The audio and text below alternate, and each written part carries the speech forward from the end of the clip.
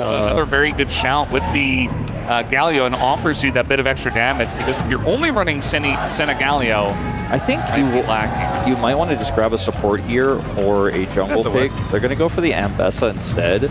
Maybe not a Blitzcrank, but we'll see where he is going to go. Don't know why, I've just got Robot on the brain at this point in time. I really liked it in the last draft, but yeah, the Bard rising up a lot, and can be very safe into dive, and also can set up your pick potential if you do want to go for dives yourself, especially into something like Jinx.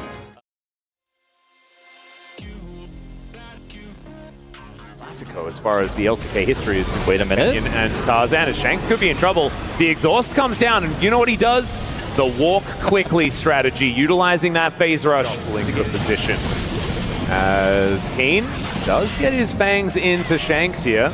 And Gen G thinking that they can utilize that to try and take down this dragon. Ruler not able to quite find the snare, but the dragon, it goes down. Yeah, double smite working out really nicely here as in goes Tarzan, and off go the lights. The public execution to avoid the cease and desist, and first blood goes over to Canyon, and it's not going to end there as the Braum shortly to follow. Canyon looking to continue this fight as Feats of Warfare is Kiin in the backline, and Gen G, they just tear them apart. Chovy wasn't even there. They didn't need Chovy at all. It was just insane the way that Gen G turned that fight around. I mean, his team, and on the side of Gen G, they just wait, they turn off the lights, and the turn in the fight is unbelievable. Kiin is the guy. He pulls the jungler away, Duro then isolates him. Duro secured the dragon with a smite before this, and it felt like AL just felt forced to make something happen here after giving the objective. They're like, well, we just can't simply give this up for free, but I think you just had to be willing to do so. Remember, Shanks lost half his health bar to the Eclipse in the bottom lane just moments before. They were by no means in a position to contest that. A huge mistake to go for that call, disrespecting Kiin's reaction time as he goes unstoppable, looks for the exact re-engage he wants there. And that's what the Nocturne does, right? If they overextend, you turn off the lights, you make it really confusing, and then the counter engage comes in so easily. This is not great. He's the one guy, and he is, well, going to get an ulti down, but that's 4 people, Kiin. Make sure that the center is continuing to get these stacks. We can see 40 already accrued here by the 15-minute mark, as Duro might just be straight up dead. He flashes, he magically journeys, and he's unfortunately now stuck inside the pit. Chovy could press his R button, and he does get the Cosmic Binding down. Kyle now in trouble as Ruler over the wall, doing so much work. The Magical Journey is up again. I'm sure, never mind, it's not. It's a Magical Journey to the Death Chamber, and Duro just with a bit of egg on his face. And it's kind of nutty. Genius maneuver. Yeah, something like that. Duro he's just on another level. We just do not get it. Look at this. Not going to quite get the charge, but his 2 first items and the shoes. As Flash actually has to be invested here by Hope. Here at 18.5 minutes. Now your Jinx opponent doesn't have Flash. Spell Shield not quite working out here as Canyon going to be very early ulting. Heroic entrance to come down here as Canyon getting into that backline, and there's the public execution. The Bard is dead yet again, but they traded for the Vi here. Ruler not quite able to auto attack though in this fight as the Winds of War are so scary, and Kiin wanting to kill even more of these AGAL members. Roll up the map with their vision as we saw in game 1, and now we got Shanks in trouble. He really is. Justice Punch going to connect as Ruler doesn't quite find the snare, but it doesn't matter because he finds the auto attacks. The head as well, but they just don't get anything in return. And this is these exchanges we keep seeing with Gen G where they heavily commit to a play, and there's a trade, but their trade is a massive trade up. Even this play here where it's a support for jungle trade, and they end up winning out on the health bar so significantly that it's hard for AL to make any play afterwards. And the Gen G fans are loving the dominance we have with this composition. So Gen G really have them here between a rock and a hard place. I don't use that phrase too much anymore, but like, what do you do, Kyle?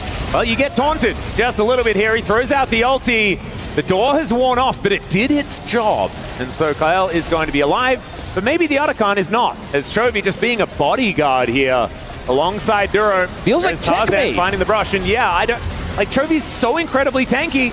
They're just not letting Tarzan get over here. It is still relatively healthy, and into the backline goes Flandre, but they hold him at bay. It's Canyon that's dealing with it. He gets scared. It's now the Dawning Shadow to lock down the Braum, and Kiin just goes golden with the help of the Tempered Fate, and now they're in the blender. Now they're taking down an AL and just getting decimated. Fight after fight here in game 2. Oh, 5,000 gold plus is going to be the advantage here, as teleport to come in. Tempered Fate doing nothing this time, as there is the heroic entrance to also not find the angle, but in goes Kiin, and Hope is dead.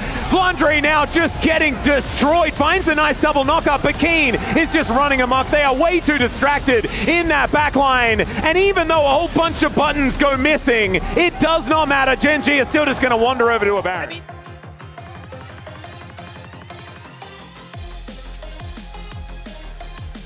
What would have been really nice is an Annie to peel there, but he went to the top lane and he was not there, as Duro is not there. Very dead. Yeah, do outweigh the negatives as we have a look at the gold. It is cresting 8,000 at 27 minutes, as there is the engage onto Canyon. He's taking a fair bit of damage for Ruler as well. Oh my god, the stacks are really getting higher as Hope is looking for the reset, but he doesn't quite get there. The zap isn't going to land, and now Ruler is dealing with a teddy bear whilst also just murdering them. Redemption comes down. There's the flash in, and Kiin says, thanks very much, buddy. I'll take the MVP now, as he picks up the triple kill after all of Ruler's hard work. And I think Gen G are going to probably add a Nexus to that one.